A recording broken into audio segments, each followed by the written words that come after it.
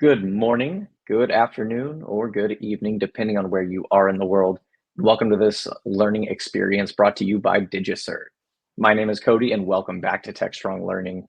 We have an exciting program ahead, but before we go into things, I have just a couple of notes I'd like to review with everyone. First off, we are recording today's session. So if you miss any of our discussion for any reason, if you'd like to watch again, if you'd like to share with your team, you will be receiving an email with a link to access that recording on demand shortly after we conclude this live session today. Now, if you'd like to chat with us in one way or another, we've got a couple forms for you. The first way to communicate with us is the chat tab on the right side of your screen. So when you find that chat tab, I'd like you to let us know from where in the world you're joining us. If you have any specific questions, we'd like you to submit those questions to the Q&A tab on the right side of the chat tab. Feel free to send in as many questions as you'd like, and we do have time set aside at the end today to address those. Additionally, we have some polls that we'll be launching throughout our program today. We have some handouts available in the resources section on the right as well, so feel free to grab those. And today we will be giving away two $50 Amazon gift cards, and those winners will be selected from those who are most engaged in today's session. So our topic is secure CI/CD software delivery without sacrificing speed and convenience.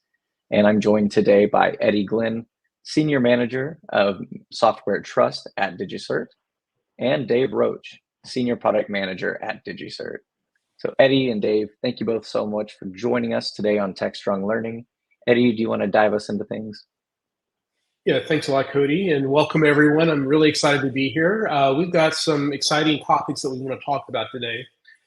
First, thought it would be good and useful to talk about some of the software supply chain threats that we're all facing. We want to provide you some strategies on how you can address those threats, and then dive a little bit deeper into those strategies around secure code signing, threat detection, SBOMs, and then finally we'll save some time to do Q&A and a wrap up. So with that, I'd like to start with our first poll. So the question is, what is your role within your organization? I know that when Dave and I were speaking with customers, we were talking to all kinds of people, from developers to security people, to CISOs, to PKI administrators, and it's really useful for us to know who we have with us today for us to kind of tailor what we talk about.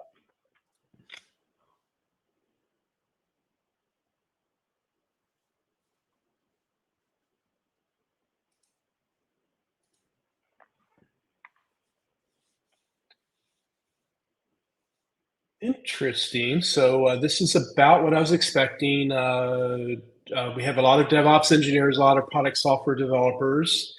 We have some others, consultant, okay, CSO. Let's see that. Some product software management, that's great to have. And Cody, just let me know when you think we've given the poll enough time, and then we can move on.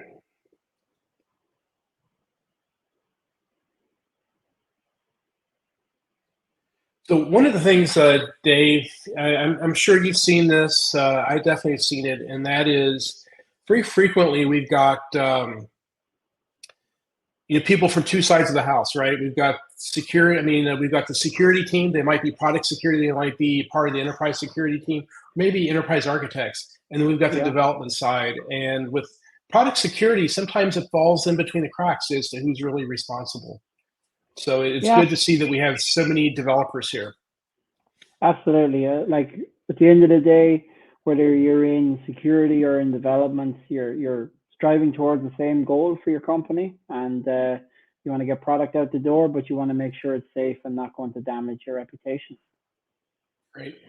Okay, let's move into the next poll, and then after the first two polls, then we'll get into the content. All right, here you go. go. What CI/CD orchestration tools do you use?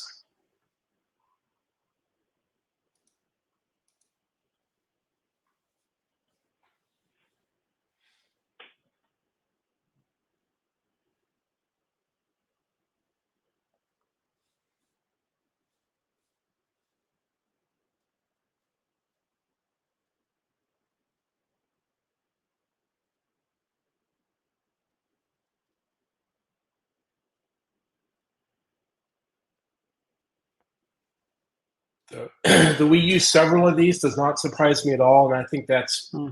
I guess maybe I'm surprised that it's only 25%. Definitely, I know when I talk to customers, their teams are usually very diverse, and they're using lots of different CI/CD orchestration tools.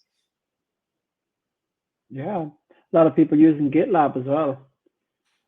Yes. It's great. It's great too. Okay, let's move on, and I'm going to turn it over to you, Dave, and you can talk about software supply chain attacks. Perfect. Thanks, Eddie.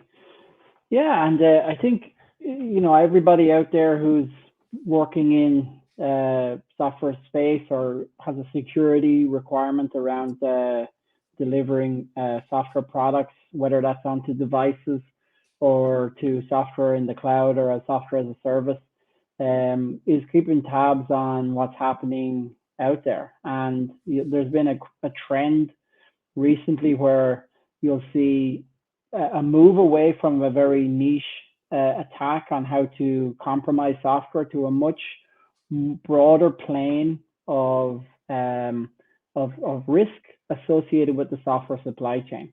So, a few years back, it was around trying to compromise keys and certificates, and new regulations have come in now, which are driving a better practice around that. But now it's around trying to compromise the build platforms, trying to compromise the users of that, such as the engineers. And, if you're following the news this week, you'll see that the SEC have laid some charges against SolarWinds and their CISO with relation to fraud, because they've said that the company misled its investors about its cybersecurity practices. So it's all kind of coming to a head in regards to the responsibility for organizations to keep their software supply chain safe. And on the other side of that coin, the bad actors that are trying to compromise such supply chains, because it's very lucrative, and there's a big blast radius associated with attacking that. So, what are the things to be concerned about, and what data is supporting this, in addition to the volume of articles in the wider media? Well, this evidence is coming from independent sources. 45% of organizations are going to experience a supply chain attack by 2025. This is also being magnified by the fact that 99% of code bases are reliant and dependent on open source components and third-party components. So it's no longer custom in-house code that is driving the software innovation. It is dependencies on open source and third-party. And as a consequence, these attacks are growing greatly. In 2022, from 2021, there's over 600% growth in this space. So again, highlighting the fact that this is something to be conscious about, and everybody really needs to up their game associated with securing their software supply chain. So let's talk a little bit about strategy. And when we talk about strategy, we talk about this holistically from the organization's perspective. And this is where, those personas that have shown up on the webinar here with us, some on the developer side, but also those in product and security, need to work together to help solve this problem and reduce this risk for the companies that you're working for. So developer teams very much focused, of course, about getting software updates out the door, bringing new features, patching things that are compromised, and just staying on top of the general day-to-day maintenance of the software that is in the wild, whether it's on devices or, again, in the cloud or commercial software that's being distributed. It's going to take many different forms. But, of course, to ensure that those engineers are able to innovate and bring these great capabilities to life, you need this to be automated.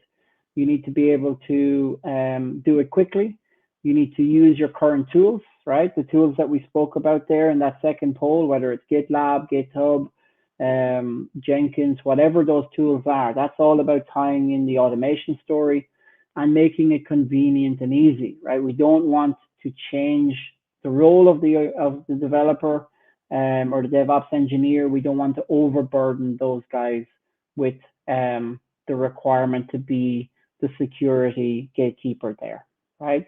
The security team, on the other hand, this is where the yin yang comes in, is about being able to bring policy to life in terms of policy enforcement, helping all of that happen through an automated way, and also ensuring that it's happening enterprise-wide and that the visibility and the controls that they have can be propagated into the product lines that the developer teams on the left-hand side are working. So, you know, coming together, a strong story and having it fit together like it's a hand in a glove. But of course, there's some challenges around that. And within the organization, and the bigger the enterprise you are, the more complexity you will have to deal with. You'll have different teams working on different product lines. You'll have teams working on software that's going to run on device. You'll have teams doing commercial software like Java or Authenticode or Windows. You'll have teams working on the cloud that might be doing a container-based approach to software development. And of course, there'll be all sorts of little niche teams doing different product stuff, product development within your organization. They all have complexity around where their keys are stored, what type of hierarchies they're using in terms of signing the software that's going out there. And therefore, you know, when it comes to somebody who is helping to administer that problem or that set of capabilities, it can be complicated for one team to do that in a way that's responsive to the developer teams when they need things, right? Do you need a new key pair? Do you need a new certificate because you need to sign something and that cert is expired? So staying on top of that is extremely complicated for somebody to do and manage centrally. On the flip side, then, there is the security side, the visibility, product security, InfoSec, and auditors and compliance people. How do they gain visibility into all of this activity that's happening to make sure that it is staying up to date, that you're using compliant key pairs, the certificate is coming from the right hierarchy for the right validity, and also, you know, offering consistency to these teams about single sign-on and identity access management to these assets that are critical to the business. And so what we're trying to say is that, you know, there's challenges here that can be solved by bringing a solution into your enterprise, right? So you're trying to solve for simplicity on the developer side, automated certificates so that you don't have to go and change your CI/CD processes, taking the secure key management away and making it a service that is available to you, and where there's automation capabilities around using the existing tools you're doing for CI/CD, for signing, and for ensuring that your software is of a good quality. The PKI team about being able to support them to centrally manage all of these assets and to enforce policy across teams based on the different product lines. And then product security, you know, corporate level, enterprise level, how to set that policy, how to propagate it down into those teams, and how to make sure that that is all managed around rules and regulations around whether it's HSMs or hierarchies, or how which dependencies is built into your products and which versions of those dependencies are being used. So what DigiCert is providing to customers and enterprises in that regard is a solution called Software Trust Manager. It removes that spider web complexity. It brings in a solution that sits in the middle, that has views to each of the different teams, provides capabilities to the developer teams around signing, being able to integrate into their CI/CD process and to do things like software assurance before you sign your software to make sure that it is of high quality, it's not containing any malware or vulnerabilities. and then giving those other personas we talked about the ability to do their roles, right? So the separation of duties, removing the need for developers to both consume the service and administer it, and move those administration parts to PKI teams, to product security, and giving visibility to those then in the auditor space around that. And so, when we think about the software supply chain, we think about all the things that are now tasked to those folks in DevOps and DevSecOps around what you're doing at each stage of the software supply chain. And here we're trying to illustrate that, from a developer that's writing code on the furthest on the left-hand side here, right to the point where the software is packaged up and distributed to customers or to devices, whatever shape or form that takes, that in between there is buckets of activities that keep you secure as an enterprise from the source to the build, right to the packaging and distribution. And, there's some critical things here that should be obvious to you and familiar, right? At the build stage, what you want to do is you want to make your software tamper resistant, right? That's where code signing comes in. It's ready to go. You sign it, put your organization stamp on it. It makes it valid for a period of time that suits your needs and meets your needs. And when you transport it then at the distribution stage, that it is tamper resistant. But later on now in the packaging stage, there's the need for software bills and materials coming out in the Cybersecurity Act in the US and the Cyber Resilience Act in the EU. And we're going to talk a little bit more about that as well. Other things that we should highlight here that are really critical is about being able to do source code checks to make sure that your source code is of high quality, but also the dependencies that you pull in, whether that's third party or open source, are the ones that you should be, right? It's not that you're using expired versions or compromised versions of those. And then we want to talk a little bit about the software integrity itself, right? This is where you want to make sure that before you ship your software that you do a final exam on it, right? You want to make sure that nothing happened in between the developers writing code and the build process or during the build process, right? So a final check to make sure nothing slipped in because your build service was compromised, like we talked about a little bit earlier, as we're seeing more and more in the supply chain attack methods. And so what Software Trust Manager helps customers with is three critical tasks, essentially. Number one is about threat detection. This is where we ensure that the software that you're building is free from malware and risks that are going to compromise your business reputation, right? We think back to what happened with SolarWinds. They shipped software that had malware in it. They were not able to check at the time properly that something happened in the build process, an injection happened, and therefore this slipped through and got distributed to customers.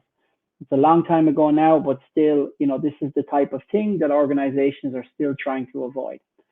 Signing then, from a code signing perspective, this is about making that software tamper-proof.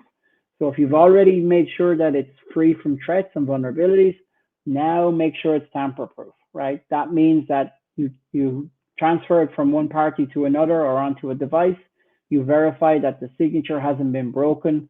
You verify the source that it's come from to make sure that it's come from where you expect it to. And therefore, you have a high level of assurance around the software that you're receiving. And the icing on the cake, or the third pillar here, is around the software bills and materials. This is now a really value-added capability in the software supply chain, whereby not only are you making your software tamper-proof and shipping it, you're also able to tell your consumers what is inside it so that they can make a better decision on whether or not they want to install it, right? That means it's like an ingredients label that you get on something in a shop or a supermarket. It tells you what it's made up of.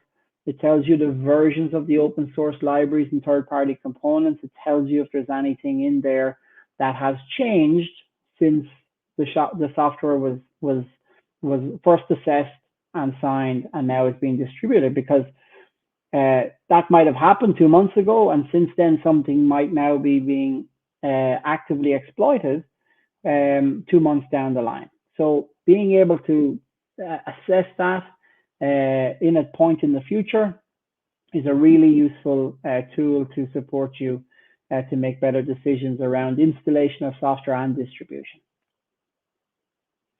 All right, so let's dig into a few of those. We're going to go first into enterprise code signing, and I'm going to pass over to Eddie to dig into this a little bit.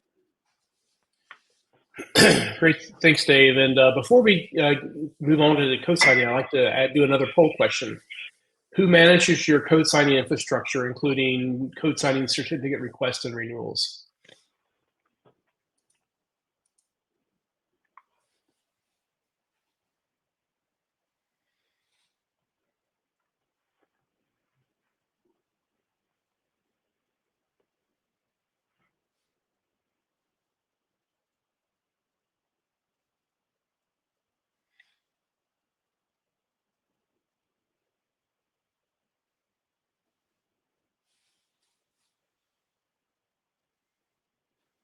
So these are some interesting answers, and again, not terribly surprising, and sometimes I think can be the culprit of some issues that enterprises have when it does involve code signing. So yes, development teams can manage it, and there are risks with development teams doing it. There are risks with just the security team doing it if they do it in a way that makes it very inconvenient for development teams. And then, yes, we've seen PKI teams handle it. So I'm going to spend just a few minutes talking about code signing because I know that a lot of developers may not be completely familiar with what we mean by code signing. So basically, code signing is just a certificate-based digital signature that's used to sign computer code, software. And when I say software, it could be the final executable. It could be other software artifacts, but it does two things. It verifies the author's identity. So if you're producing software that your customers use, they can be assured that that software really did come from your organization. And then it also ensures that it hasn't been altered or corrupted since it was signed. This is something that's been around for 30 years, pretty much ever since the internet became a thing and software was distributed on it. There was a need to ensure that whatever software got distributed, people could trust it, basically. Next slide, please. And when we talk about, well, what's needed for code signing, first off, you need a certificate that's obtained from a public certificate authority like DigiCert. This is something that your company would do to sign up for a certificate. You have to prove that you are with the company that you say you are. Then it requires a public and private key pair, so PKI for encryption. The private key is something that should always be kept private, and this is where we see a lot of development teams get into trouble because they tend to put the private keys in convenient places, like on their build server or maybe a web update server. There was a situation a few years ago with a major computer manufacturer, and they had added their private keys on their web update server, and hackers were able to infiltrate that server.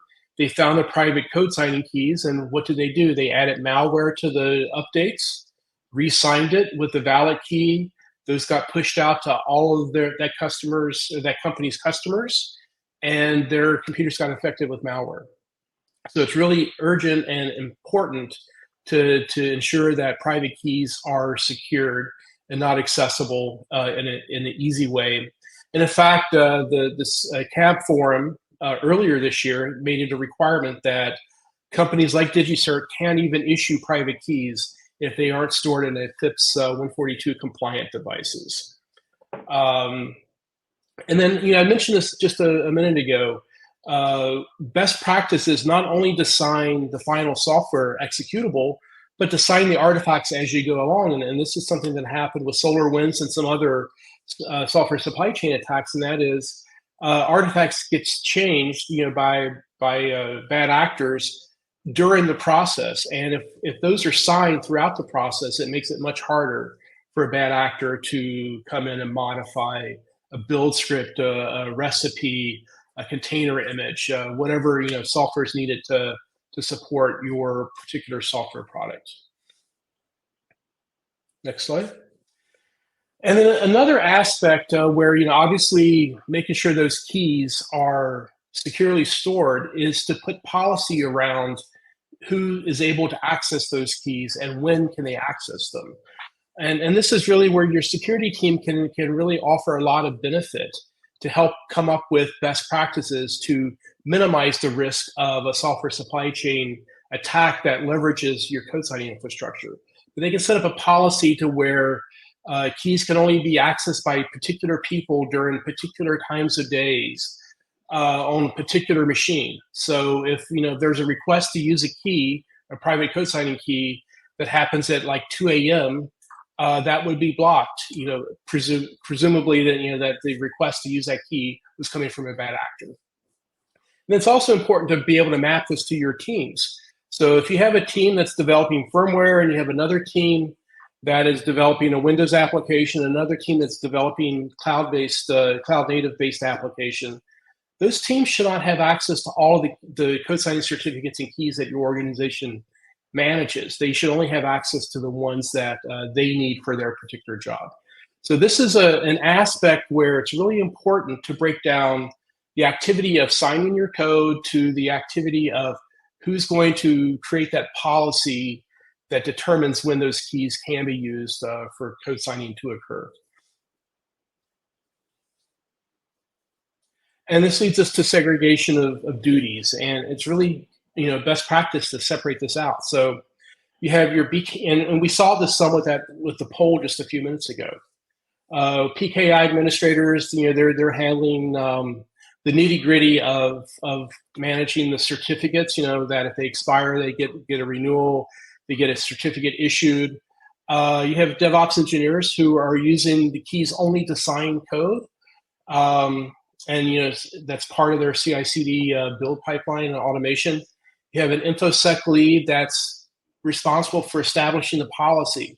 So this is the policy that the PKI team needs to adhere to. This is the policy that the DevOps engineers need to adhere to. And then finally, you get the compliance analysts who really just need visibility. So all these pieces are critical, and it's really important for them to basically remain as separate functions. And in order to be able to do this, you do need a platform that supports this concept of segregation of duties. And that's one of the things that DigiCert Software Trust Manager provides. Great, and it's a nice segue. So let's dive in a little bit into this. So here's some of the workflows around Software Trust Manager and what it does. You can see here it's got an inventory of keys that are available to the developer community. They integrate well with existing tools. Here the example is we're showing you using Sign Tool. So it's all hash-based signing. Keys are not local on the developer's machine or in the build server, and they integrate nicely to existing signing commands, whether that's on your CMD or whether it's tied into a automated CI/CD pipeline workflow, like the ones that we showed up in our poll earlier, whether it's Azure or DevOps or GitLab, and that happens as part of the automation of the flow. The hash gets extracted, it gets sent up to where the key is protected in the DigiCert cloud, and the signature is embedded. The signed hash is then embedded back in. So the intellectual property from your organization is not compromised. It's not leaving your organization. Only the hash is moving up and down. Again, all of this ties in nicely with the various CI/CD tools in the market. So you can make your signing commands part of that, high scale automation in terms of as you're building and committing changes to your pipelines. But also it can happen in a more ad hoc way, like Eddie described, where it's part of an approval workflow. Because everything is hash-based as well, one of the nice things we do is we record all the signatures, and in that regard, there is an audit log of all those signatures that's happening. So other personas that we described earlier have the ability to review that content. And that all happens because we've got client-side tools and libraries that get deployed into those environments, which help you to work with the existing tools around a seamless experience that your developer team is used to using. On the policy side now, you can see here that in terms of users, you can set up users in a very simple way. You specify the details, whether it's a human user or a service user, which is more aligned to what would be running on within a CI/CD pipeline. You provide the details if it's a human user. If it's a non-human automation user, then you determine who's going to manage it. You can use some of our predetermined canned roles, or you can set up specific permission custom roles that are specific to your organization. So you can create these roles, give it a meaningful name, and then decide from that what type of permissions you want to associate with those users. So the power is in your hands. You're able to do that, to separate the duties from your different from the different people who are working within the account.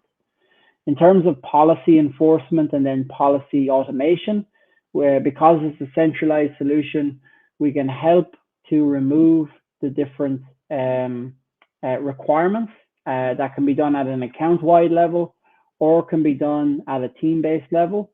That means we can specify different key pair profiles, certificate profiles. We can enforce policy around when you should scan and sign your software, so that the folks within the InfoSec and the product security element of the divisions of your business can set these policies, and those policies are then propagated down to the different teams or based on the different assets themselves at the asset level. So very powerful set of controls, very much in the vein of being customizable to your organization. It's a very flexible set of requirements or set of capabilities. So you can tailor this to your organization's needs. It's not a one size fits all. Your enterprise will get to pick what works best for you, and therefore the control is in your hands.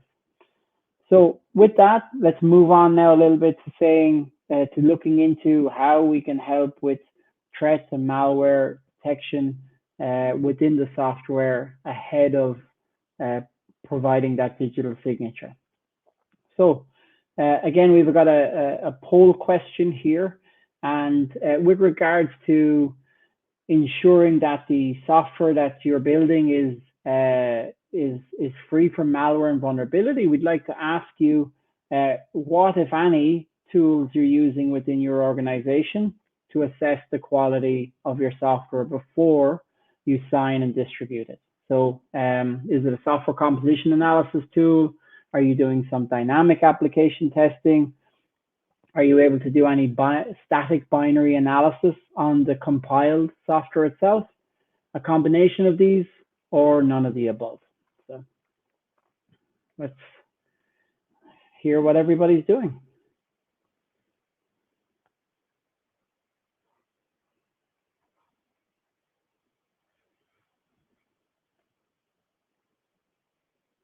Okay, this is interesting. So we've got some enterprises, Eddie, that are doing some good practices. You know, the best approach, of course, is strength and depth, and a combination of some of these or all of these is certainly a very good approach to that. Yeah, that's encouraging. Yeah. Awesome. So we'll just give a few more seconds for folks just to cast their vote in that regard, so we can get some great data out of this.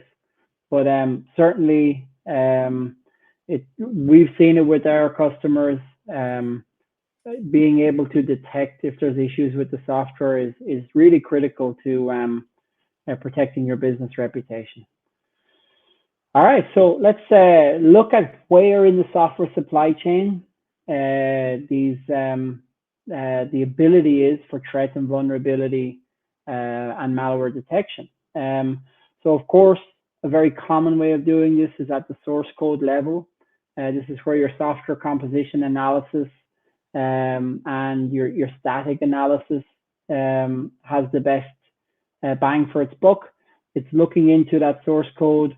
It's checking it for malformatted, which may lead to exposures. It's also checking those third-party and open source components to see if they're the latest versions, if the dependency that you're pulling in has any risks associated with it.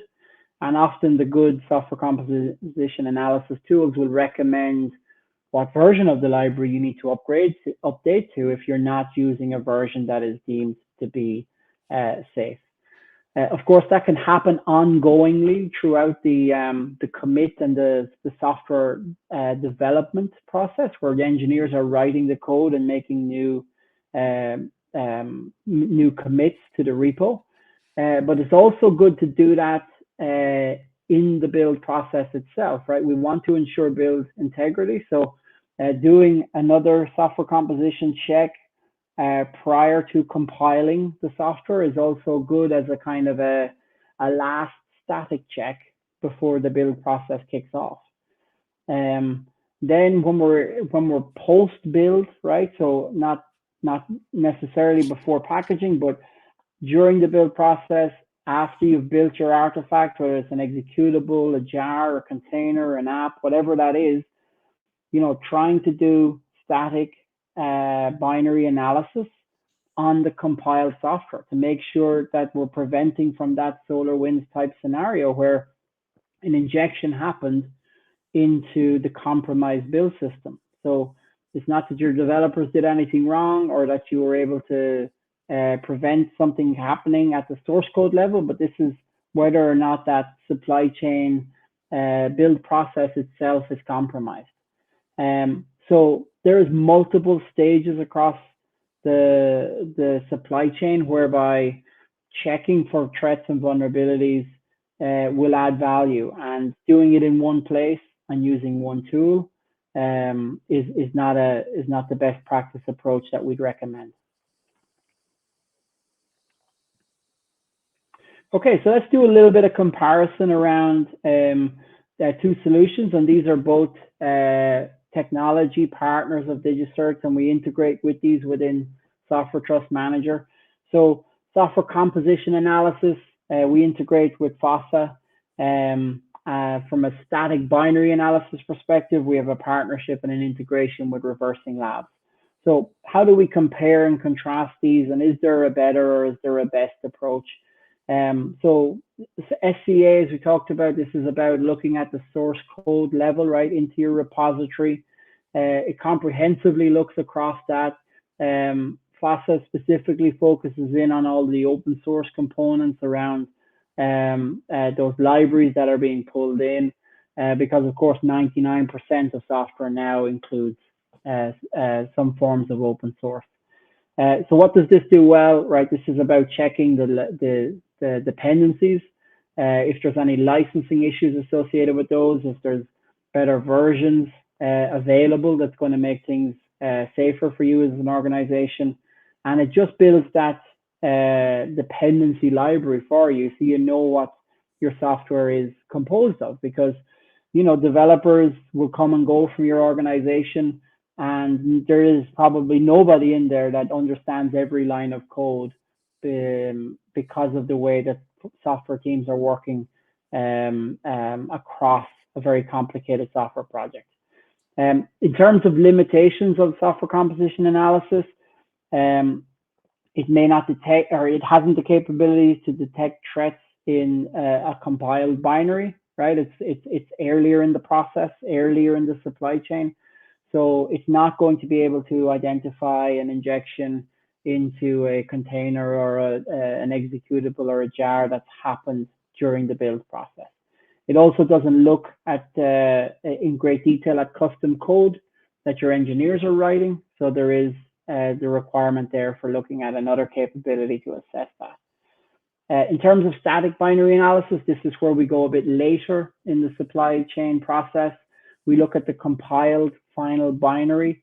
This is like a final exam for your software before you give it that stamp of approval and digitally sign it and ship it out the door.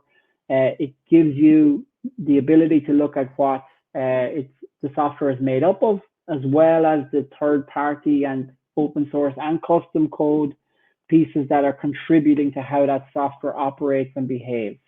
So what it does is it looks into that in terms of the open source pieces and the third party pieces, and assesses those against the multitude of records that the solution has, and they're able to give a pass or fail in regards to that.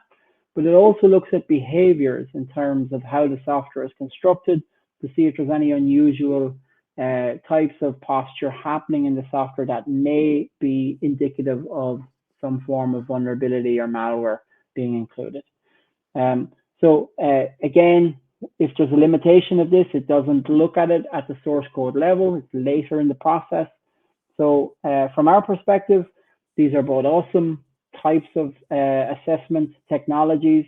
They complement each other very well. And we have customers that are using both for a belt and braces, strength in depth type approach to software construction.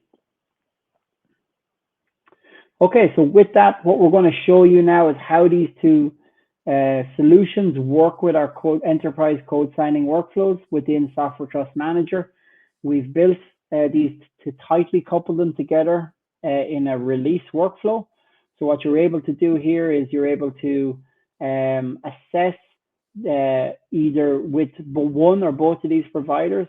So here we're showing it from the FOSSA perspective. We're doing a software composition analysis of the commit to the Git repo. We're able to show you any concerns around licensing issues, whether there's a policy related issue with that, whether it needs to be updated to a new version, if so, what version that is, and assessing that from a quality perspective, surfacing it up in the UI. On the flip side, we've got the static binary analysis by Reversing Labs. This is looking at the compiled software, so whether it's an artifact or a jar or a container, or whatever it is, we deconstruct that. We look into it in a reverse engineering perspective. We break out the risks associated with it, whether it's exploitable malware, whether there's issues with the signature associated with the component. And also then it surfaces all the common vulnerabilities and exposures that are aggregated through NVD through a lot of these providers. It not only tells you have an issue, it tells you which components impacted. So if it's an MSI, it might tell you there's a DLL inside it that's issued, that's part of the issue, or whatever it is in terms of how it's constructed. So we're able to provide great insights into threats from both of those. And again, you know, we'd recommend from a best practices perspective that the capabilities by both of these providers are very complementary. It's catching things early in the source code repository. It's also making sure nothing, no surprises happen during the build process. Okay, so let's look a little bit deeper then around what the static binary analysis does. And this is again in partnership with Reversing Labs. We've tightly coupled our workflows in to deliver these capabilities. And what we can say around proprietary recursive binary analysis, there is no like-for-like service in the market, right? Reversing Labs has a very unique product about exploding the binary and looking inside it, and it gives you that final exam around what your software is made up of.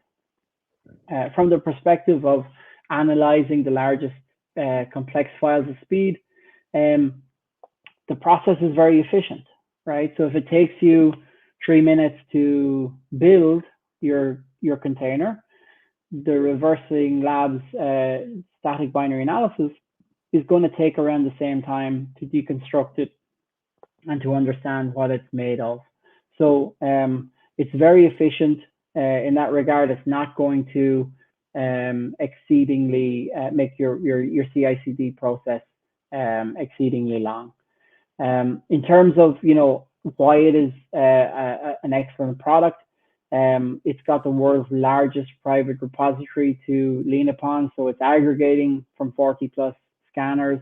It's growing day by day, and it's at present got over 25 million records to assess and to compare against in their private cloud. And then in terms of just being able to support multiple enterprises, we find this useful, and customers are using it both internally and externally. So they're assessing software that's coming into them and making sure that it is suitable to install, but also when software is going out the door, being able to apply that process to make sure that their software is as best as it can be, and it will not be rejected by a customer, because now when you ship your software, you're shipping it with, in a lot of industries, with that software bill of material.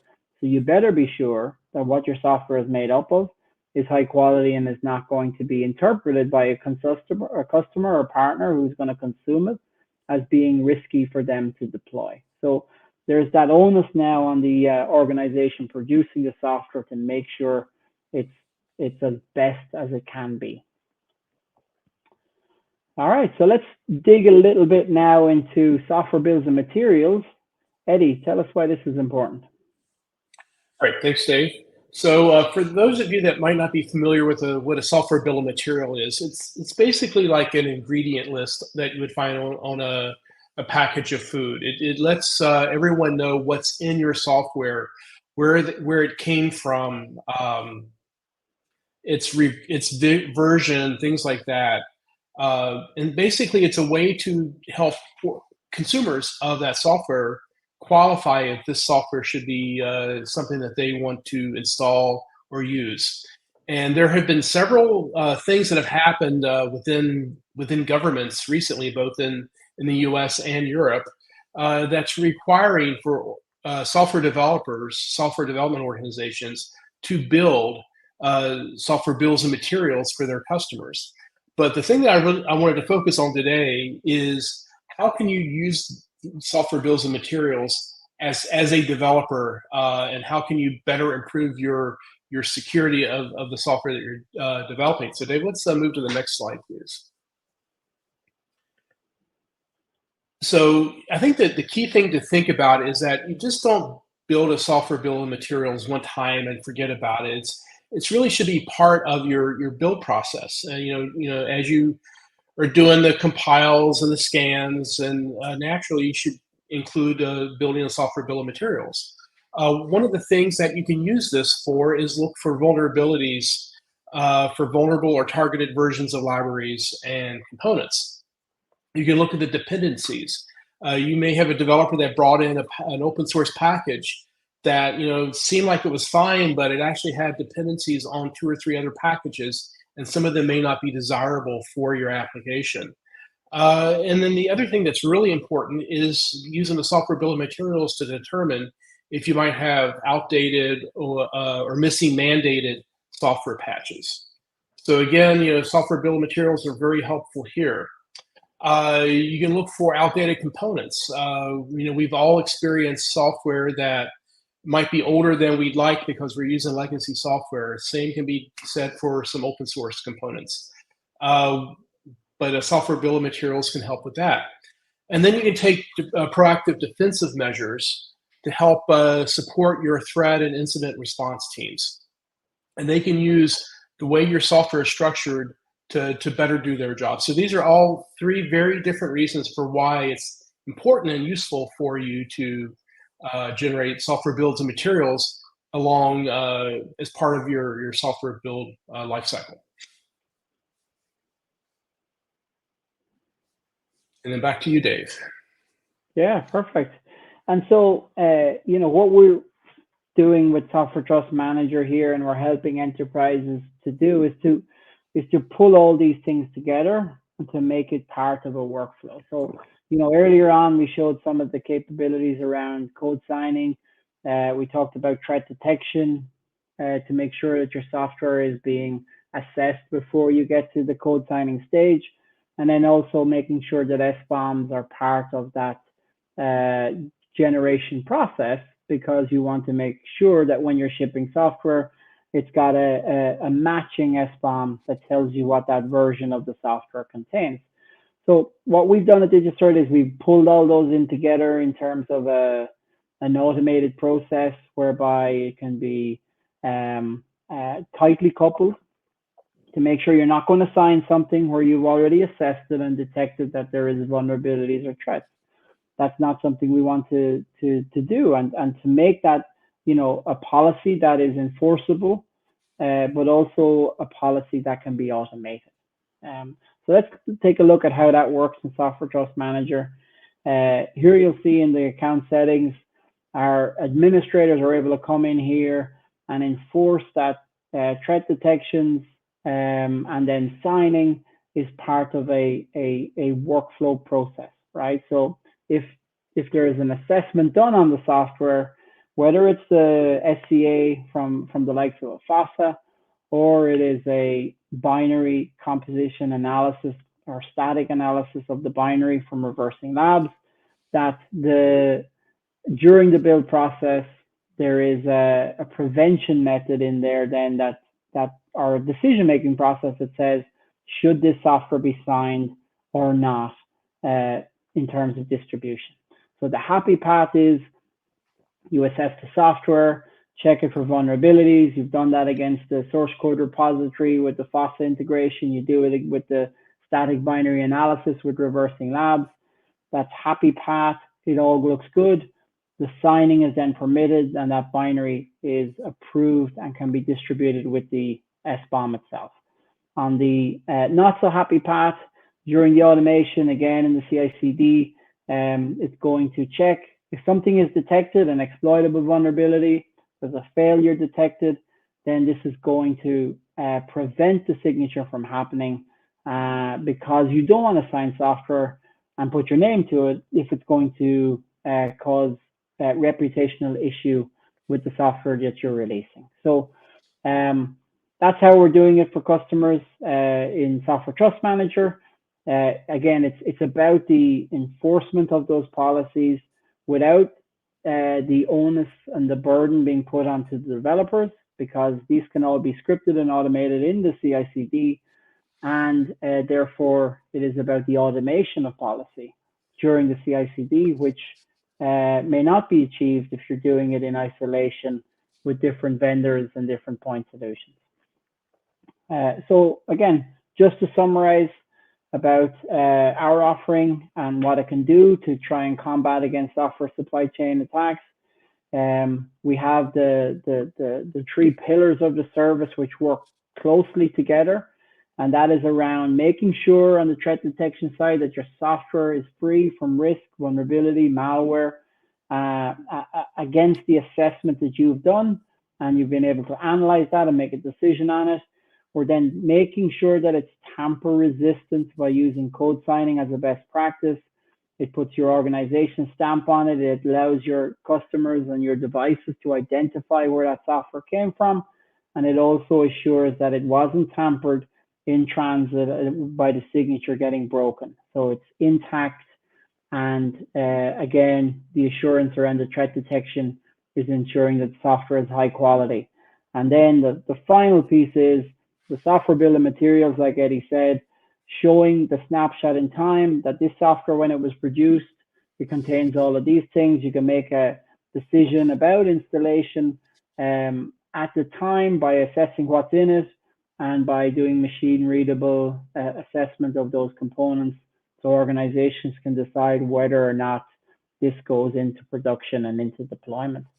So with that, we're going to come to an end with regards to our slides, but we do have a Q&A section now, and I think we've been receiving some questions throughout the presentation that we can look through now. Yeah, we've received quite a few. We've answered quite a few. We have time probably for one or two more. So Dave, I'm going to read them out to you and you can just answer them live. Yeah. And then if we didn't get to your question that you provided us, we will answer it offline. First question is around the way the solution works. When software is being scanned or being signed, does it actually have to leave the customer's facility, Yeah. like being Great. uploaded? Yeah, great question. So in both cases, the answer is no. So the tools that do the assessment in terms of the threat detection, whether that's from fossil software composition or the static binary analysis from reversing labs, the tools will live in your build service or on your build servers. So the assessment is done there, and then the results are shared to our cloud so we can present it to your users, but the software itself never leaves. In terms of the code signing, the same thing. We do extract a hash from the software itself. So just the digest of the file will travel to where the keys are protected in the service. They're signed in the cloud, and then the signed hash is then pushed back down and embedded into the file, like it would be if you had those keys on a build server, like you described earlier, Eddie. So software never leaves your infrastructure.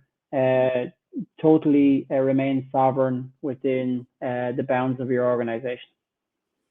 Okay, great. And then I'm going to combine two questions into one final question for you, and it's around what's supported by the solution. So one part of it was what DevOps environments are supported, and then the other is what types of binaries can the binary scanner from Reversing Labs sign? Yeah, great.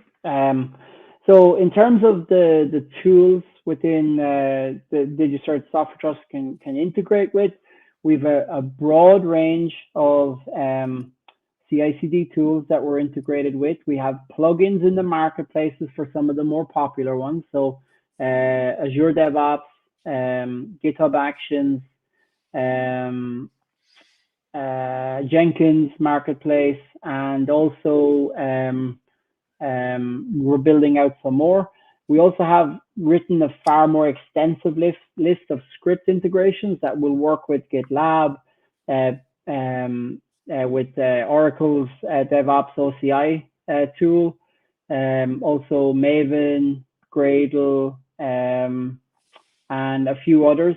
So in terms of CI/CDs, we can pretty much write any script integration to assist customers. We're documenting and growing that list all the time. The binary tools we work with, it's really based on some standards. So for Microsoft, we work with the KSP standard, which is the key service provider. That allows us to integrate with SignTool and Mage and NuGet and all those. PKCS 11 standard opens the doors for us to a wide variety of commercial and open source tools. So that means OpenSSL, jar signer, GPG, Debian, RPM, all the flavors of containers such as Docker, Podman, Sigstore.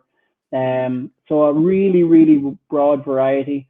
Also, just a quick note, we do an integration with Apple from their crypto token kit, so we can sign with some of their tools, as well as the GPG keyring format with a smart card daemon library. So we have a really broad range of integrations in that regard.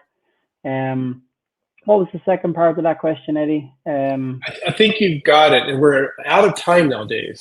So we'll turn it back over to Cody. Perfect. Okay. All right. Well, Dave and Eddie, thank you both so much for joining us today. We managed to fill every minute that we had today. So thank you so much for joining us today on Techstrong Learning. Have a great day. See you guys. Thank you.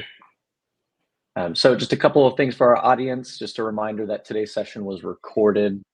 Following this, you'll receive an email with a link to access that recording on demand. You can also find it on the DevOps website at devops.com/webinars, and it will be in the on-demand section. Like I said at the top of the hour, the two winners of our $50 Amazon gift card giveaway will be contacted shortly after we conclude our session today. We'll be selecting from those who were the most engaged, either in our survey or those who sent in questions, chats. So thank you so much for your participation today, everyone. I'd like to thank DigiCert for sponsoring our program, and for everyone's time. Thank you so much for being here. It means a lot that you join us here on Techstrong Learning, and we do hope to see you at a future Techstrong Learning experience. Have a great rest of your day, and you may now disconnect. Eddie and Dave, thanks again. Thank you. Take care.